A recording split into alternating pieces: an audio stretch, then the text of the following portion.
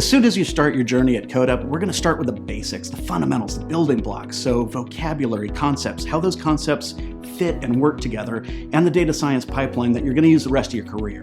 So as far as programming languages, you're going to learn SQL to talk to databases, Python to process data, to make logic happen, and also to perform machine learning tasks.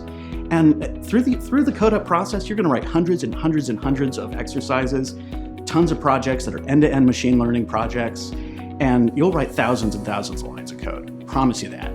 So machine learning, machine learning, machine learning, businesses are hot for it. More than half of the entire course is all about machine learning methodologies, classification algorithms, regressions, time series, clustering, and even anomaly detection. So we're gonna get really, really deep. Even when we get into the statistics, the best part is Python's gonna do all the math for you. You just gotta get your head around all the Python. So let's rock and roll.